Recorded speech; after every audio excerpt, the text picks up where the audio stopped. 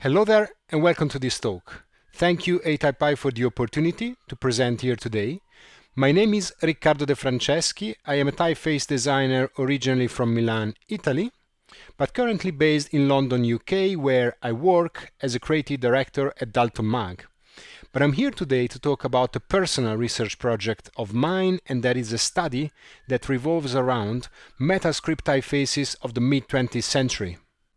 And the focus for this presentation today will be particularly on those of the 1930s, which is a very interesting period for this genre, as we will get to see together. This passion of mine comes from afar.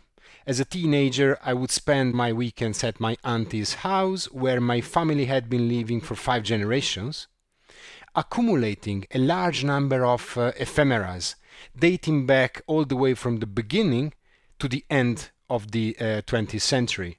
And there I was immediately drawn to display or jobbing types, and particularly to script typefaces, which stayed with me ever since, really.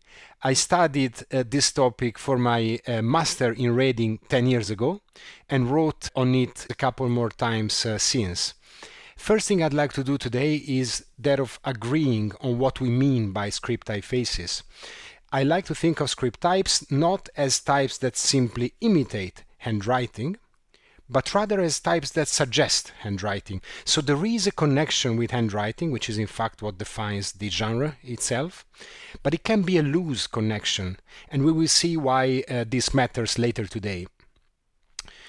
With this presentation, I aim at highlighting what the main areas of interest behind metascript types are, particularly with the 1930s in mind.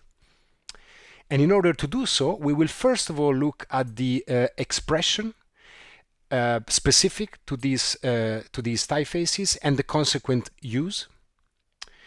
And then we will look at the relation of these types with the writing tool and techniques behind their designs, which we can define as inspiring hand.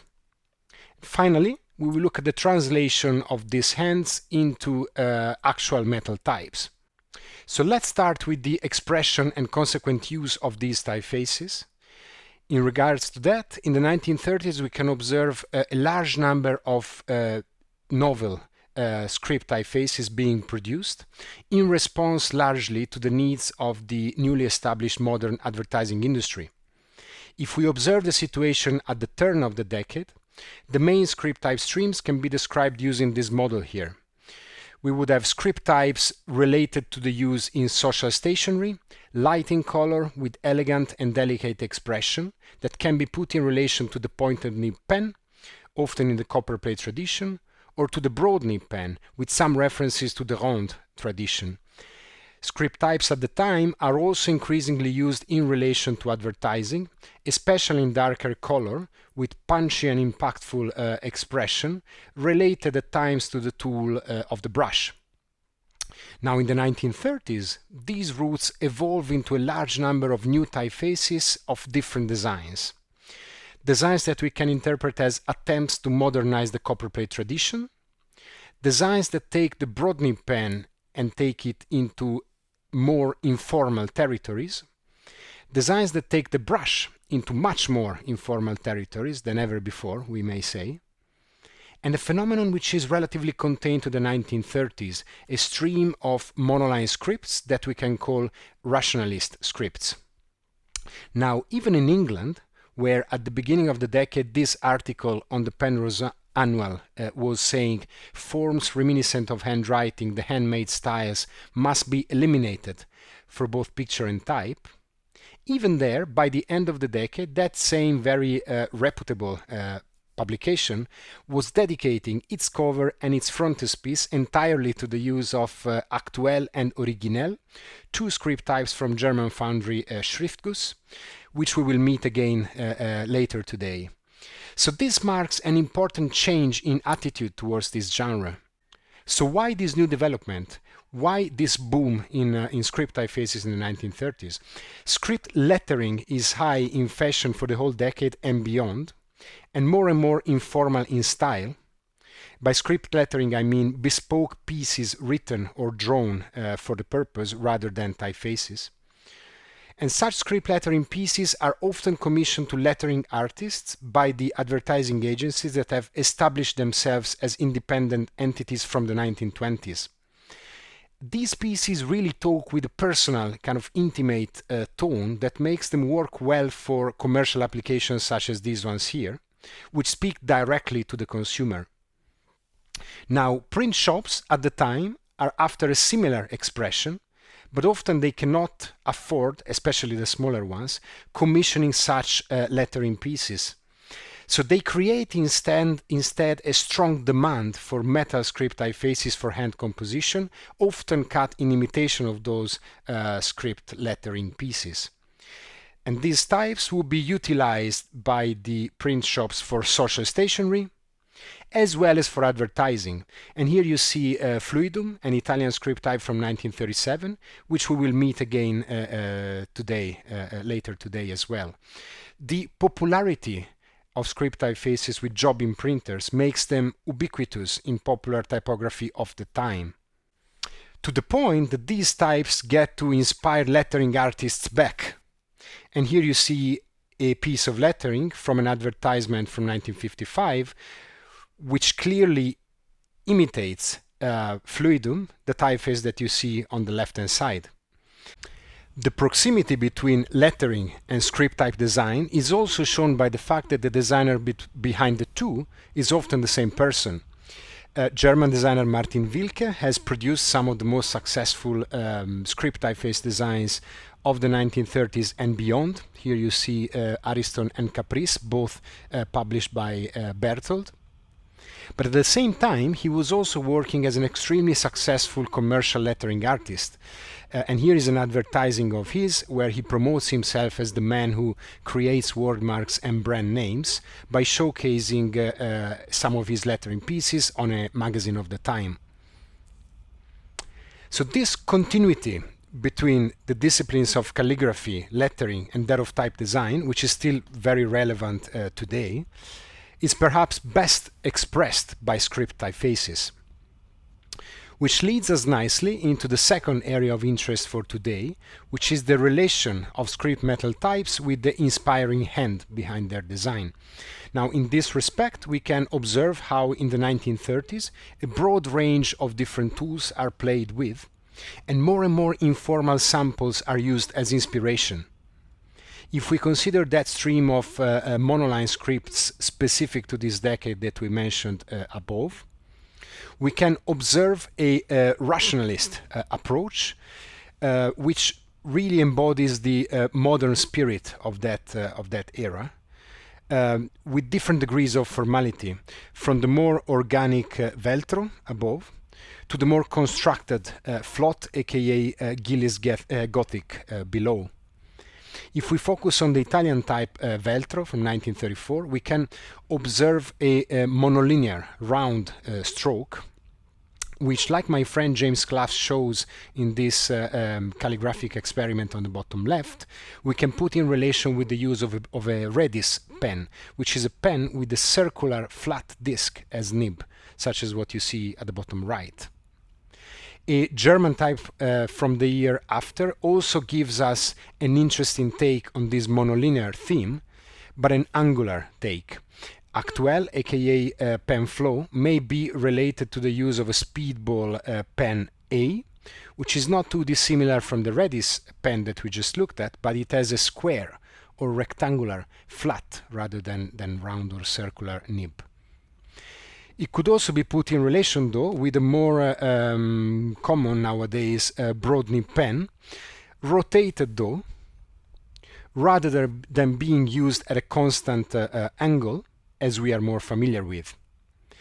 If you think about it, we can relate the ductus of a broad nib pen with the image of a ribbon, and here you see an illustration from a German advertisement that illustrates this concept in a 3D kind of fashion.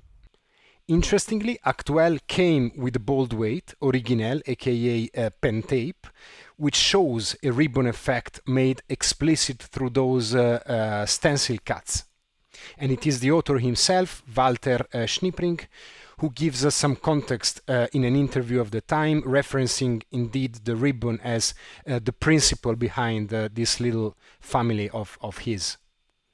If we observe now Original in all its glory, look at what a beautiful script type it is, we can appreciate this kind of ribbon idea, a ribbon being flattened on the paper. So again, in the 1930s, we have a period of experiment with different tools and different techniques in script typeface design. This decade, though, is also defined by a series of informal brush script designs that anticipate a trend from the following decades as well. Reporter being perhaps the most daring with his thirsty brush effect, highlighted here by those white inlines. And my friend and very talented calligrapher Giuliano Bocchi has reinterpreted, I think that is the best expression, reporter using a flat brush that he has cut shorter some hairs from the central portion of, achieving what I think is an interesting result. And he also made a second experiment where he subtracted instead by scratching with a knife ink from the central part of the strokes after having inked those letters, with results which I think are even more convincing if you compare with the original type that you see on the left hand side here. And I should mention here that very early sketches of what is apparently reporter have survived to our days, which suggests us that the type may have been originally drawn, pencil outline first, rather than being written with a brush. In a very different way, but also our friend Fluidum from above has a drawn quality and is rather removed from handwriting. In fact, while it has a fluid construction, hence the name, look at that uppercase B or that uppercase N built in one movement only, it is a rather typographic script, we may say.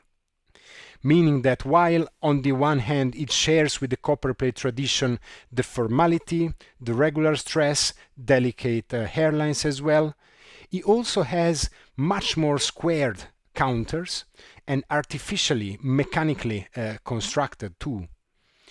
Which is not a surprise because its author Alessandro Butti in those very years was actually experimenting with the same theme in his typeface Quirinus, where he was applying a similar squared mechanical treatment to a modern Bodoni-like serif style skeleton in this case. Which reminds us that script typefaces are typefaces. They are an interpretation of the inspiring hand, and they are designed as such to work as fonts through the technical limitations of type design and type making first, as well as those of typesetting and printing ultimately. And these aspects constitute our third area of interest for today, which is a translation of the inspiring hand into metal fonts.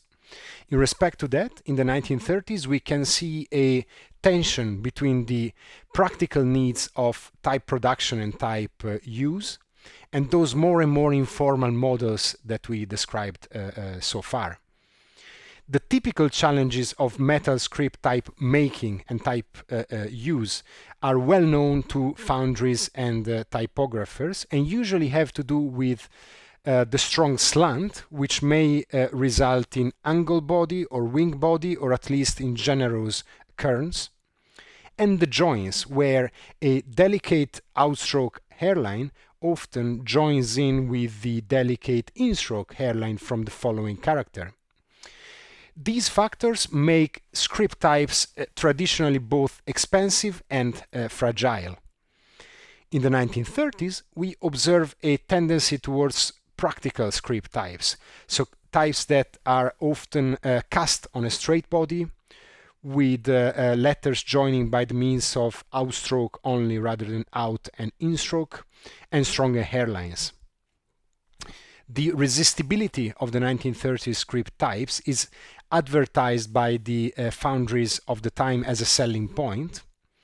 At times it's even in the name itself of the typeface. Here you see Prägefest from the late 20s, which means impressing proof, that Florian Hardwig mentions in a Fonzie News entry, particularly with reference to the practice of stereotype, popular at the time to reproduce text, which drove the need for solid and resistant script types.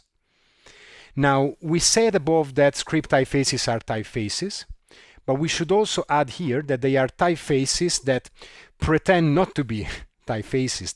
They would rather be remembered as handwriting, we may say. This is what James Clough calls the game of script types. So in order to make them work credibly as handwriting, in and out strokes on dedicated sorts were included in cases of type to be used at the beginning and the end of a word. And for the same purpose, language-specific alternates were also used, like you see here in Veltro, where Nebbiolo has introduced different caps in order to best render the Italian language in this case. Or these final forms for RST, thought with the needs of the French language in mind instead, which de Berny and Peignot included in their brush script scribe. Our thirsty brush script reporter had more than 30 alternate glyphs among single letters, as well as ligatures made up of 2, 3, and even 4 letter shapes with the needs of the German language in mind in this case.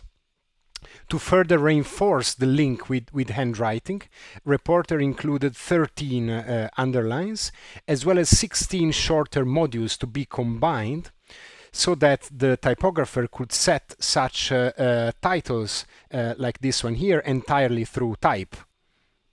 Scribe had a system including not only underlines and double underlines, but also arrows and stars. Note the visual proximity between these signs and the letter shapes themselves.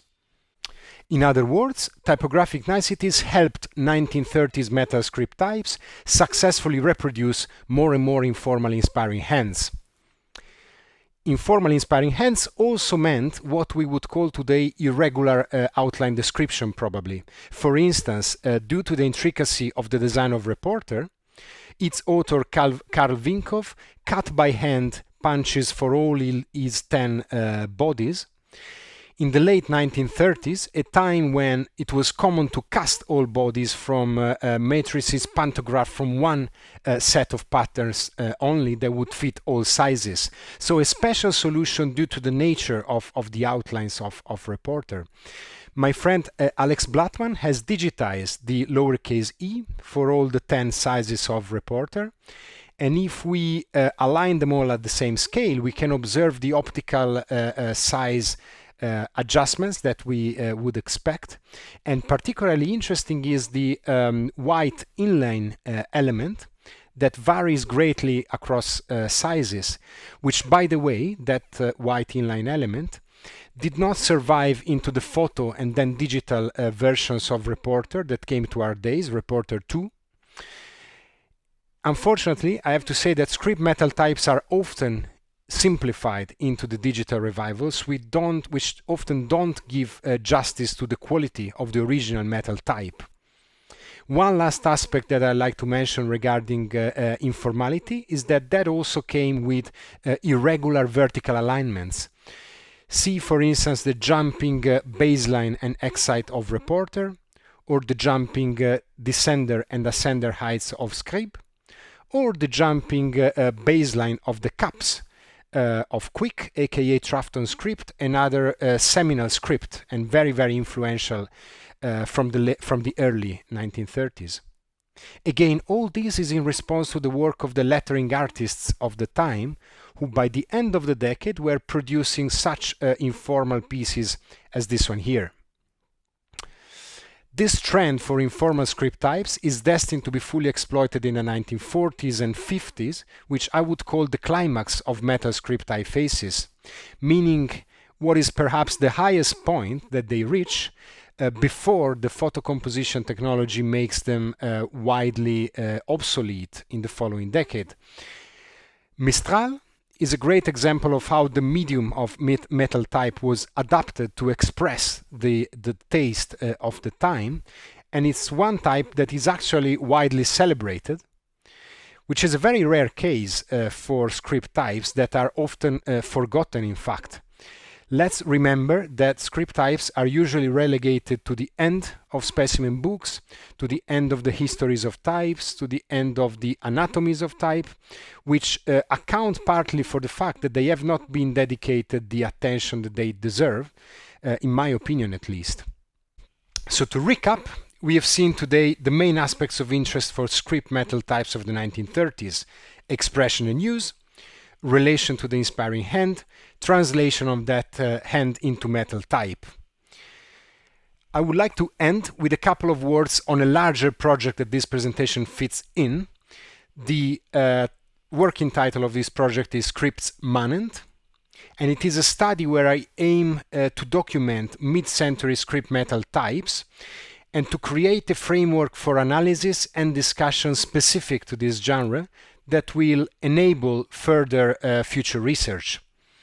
In order to do that, I have been collaborating with practicing calligraphers and lettering artists to capture their point of view, as well as tracking down the available materials, whether drawings or literature, around these typefaces, which often provides some interesting insight in the design process, as does studying these types through my own digital magnifier. One of the first steps in my study has been that of partnering with the Nebbiolo History project that you may have heard of recently. And in that context, I am investigating the 8 original script typefaces designed by the art studio of Nebbiolo between 1934 and 1968, which you see a snapshot of here. And if you're interested in these types, do stay tuned, because there will be a article, part of a larger publication, as well as a talk, part of a larger conference coming up next year. Finally, I'd like to thank you all for your attention today, as well as these friends who have been lending me their eyes, their ears, and at times even their hands in the early days of this research project of mine. Thank you and goodbye.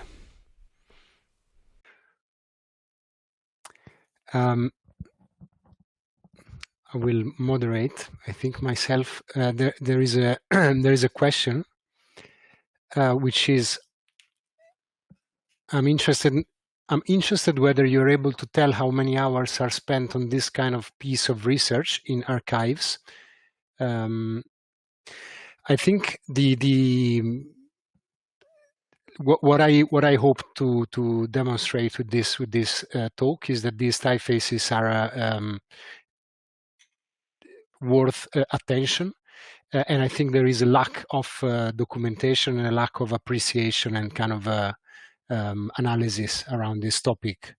So the answer to the question, I guess, is that there is not enough hours being spent, I believe. So my mission is that of help, building some knowledge around these typefaces in the years to come. I hope you heard me with this answer. Any other questions? I see Petra, thank you for your question. Anyone else would like to share?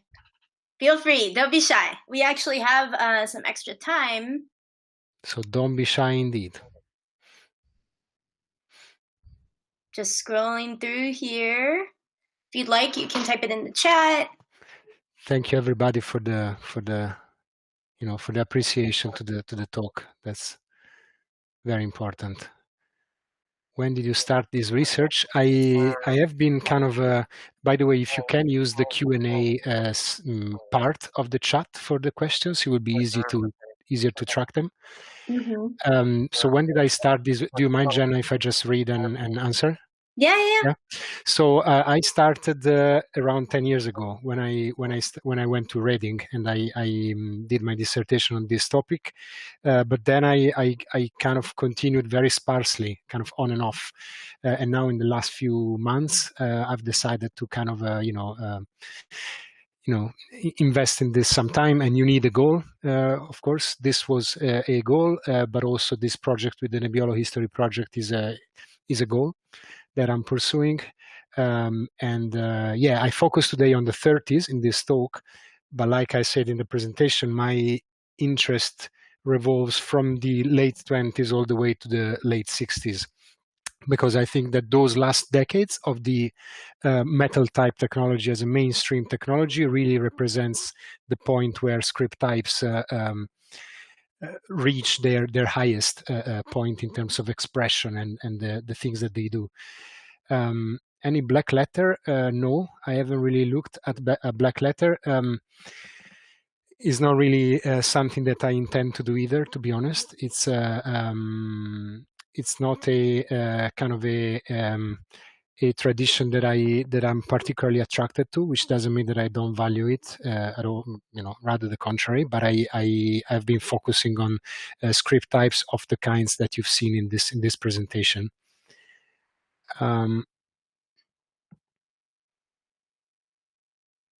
What kind of paper did they work for that scratched white out? So there is, Rodrigo, a reinterpretation that a very, very valid calligrapher and friend, Giuliano Bocchi, you should check out his work, has done. We don't know, Giuliano and I, how Reporter was done originally. It's just that you saw is just an attempt of Giuliano to somehow recreate in a credible way the typeface. So it's a reinterpretation, in fact. I'm not sure what paper he used. You should get in touch and ask him on Instagram or something. Giuliano Bocchi. If I'm tracking black letter faces, I am not. But it's a very interesting area. Where did I get my sources from? Some that you saw, I basically credited them all in the presentation where you saw a credit that was mainly from Sam Bride Library here in London and from Archivio Tipografico in Turin, Milan. And plus, I have some of these materials myself, which is where you haven't seen any credits. Role of script typefaces in Nazi propaganda.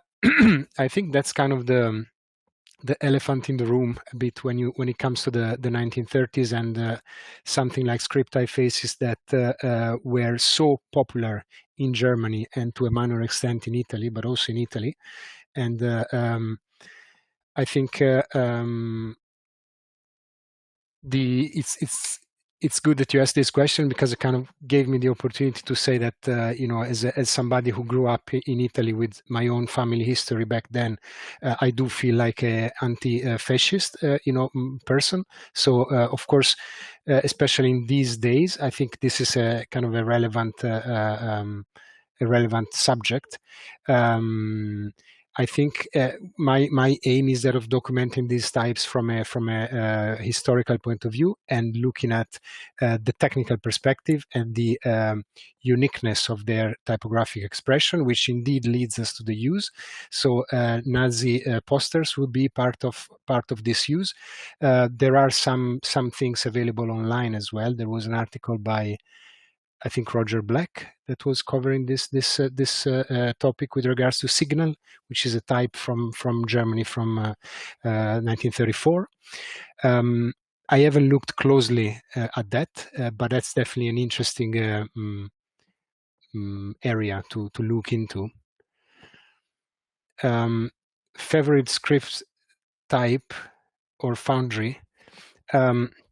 Again, Germany was very much at the forefront of the production of type in general in the 20s and 30s, especially for script typefaces. So it would have to be a German type foundry, I think.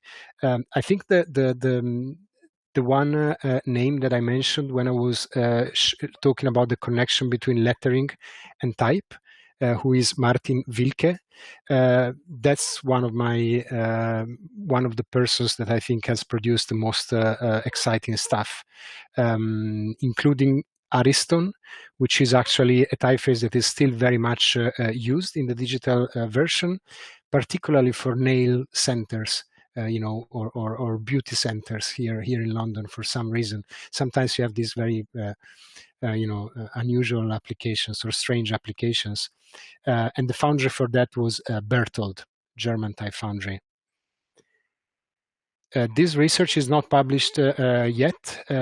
Again, I will publish a piece around the script typefaces of Nebbiolo, such as Veltro and Fluidum that you saw today. I'm hoping that will be out early next year. You should stay tuned with the Nebbiolo History Project and follow their accounts or my own accounts on the social networks, I would say. If it's part of the scope of my research to look more closely at types that were digitized and tell the story of them, not yet. It's not part of the scope of my research, but I think it's very interesting as an area. And of course, it's good to look at history and look at all kind of aspects of these products in their context in the 30s and 40s and 50s, or whenever they were used in the metal version. But it's equally interesting to look at what the impact is that they can have today. There is a very interesting phenomenon nowadays. I would probably reconduct it to the general brutalist tendency or wave that has been around in the last few years, which is for use of script typefaces in a little bit of the fashion that Frank kind of contributed to this talk to with his link that he posted in the chat above.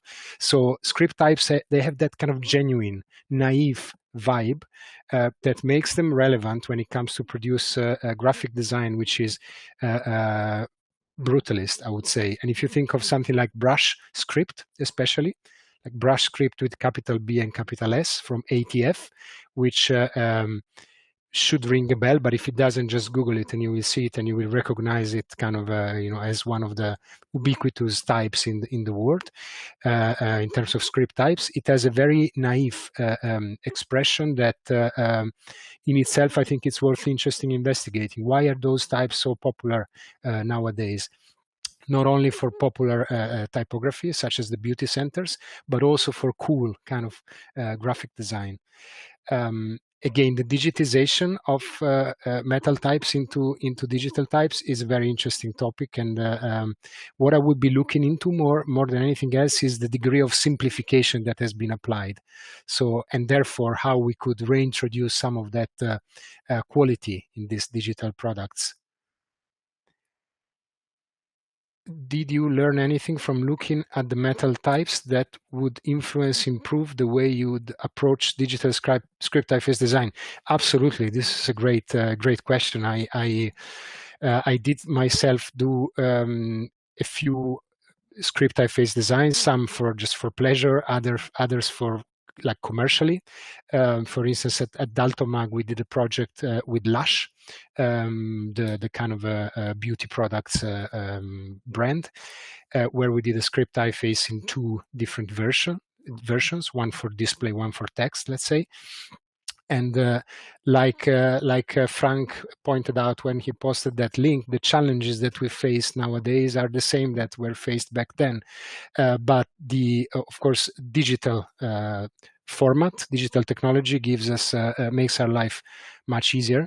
And that's also why I'm so fascinated by those types from the metal technology days, because there is this paradox of script types, right? So this organic letter shapes, this gestural component, which is fixated, like stuck forever in a kind of physical, dimension of the metal types.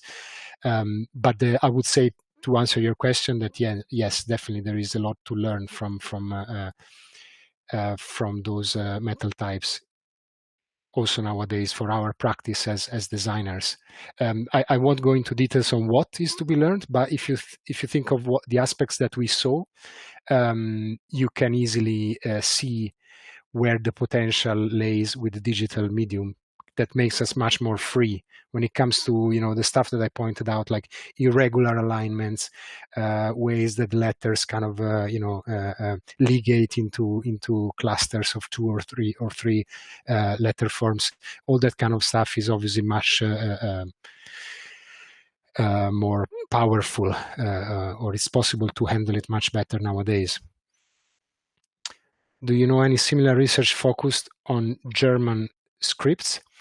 I would argue that my research does focus on German scripts and other nationalities as well. But again, German script typefaces in that time were really the vanguard of the genre. So you can't look into 1930s, but I would say even 40s and 50s script typefaces without looking into German types. What about photo composition? Yeah, that's a very interesting question as well. I was reading recently the PhD thesis from Alice Savoy that she wrote in Reading, where she has a good chapter where she talks about the script typefaces of the time. I have made the conscious decision not to look into detail, because again, I think you need to limit your kind of field, and because I'm fascinated by the physical constraints of metal script typefaces, which doesn't mean that I won't look at photo composition at all, but I think yeah, that's maybe a future part of the project. I would probably be looking tangentially at photo lettering and that kind of stuff already as part of this part of my this project of mine, this phase one, let's say. We have one last question that I think I can take. Any idea regarding how they used to consider the commercial viability of such typefaces? They seem like complex projects to embark on, potentially expensive. So maybe you've seen correspondence or conversations regarding this. They were definitely expensive typefaces, like we said before, especially the copperplate types, but also all these typefaces that aim at credibly reproducing and writing, even if they are not fragile, which was one of the key reasons of the expensiveness of copperplate scripts. Even if they are not fragile, they, like Reporter, the thirsty brush script that we looked at, they were expensive. Clearly, this much I can say.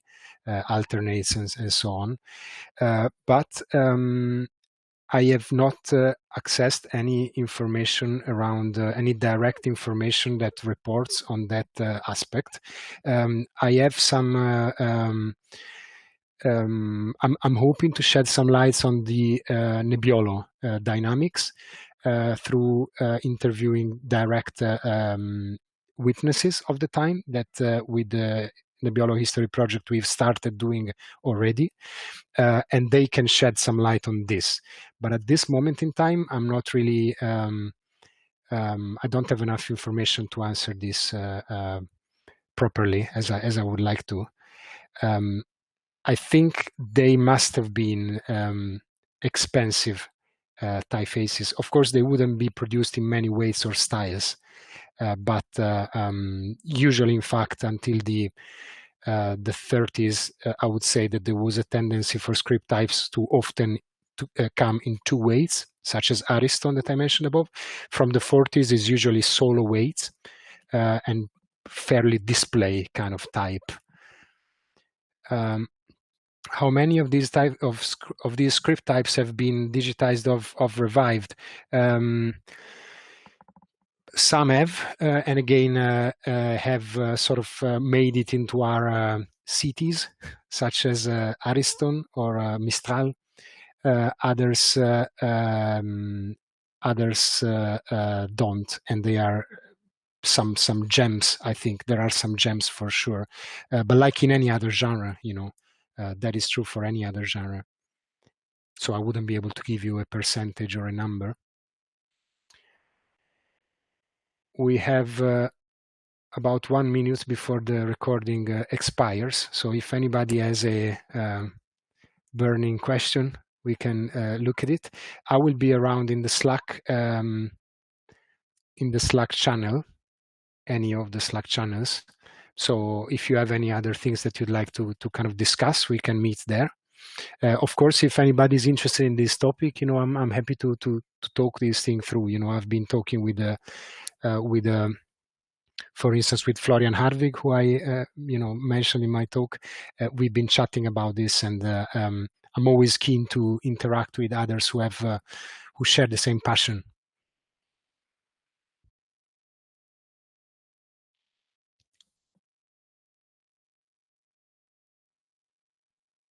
Couple questions if you'd like. We can continue on Slack because this will end in just 30 seconds or so. So thank you everyone for joining. You can check all lectures. You can also check its hashtag on Slack. Again, feel free to post on social media, reach out, and direct message. And everyone have a great day. Thanks again. Thank you. Thank you. Bye-bye.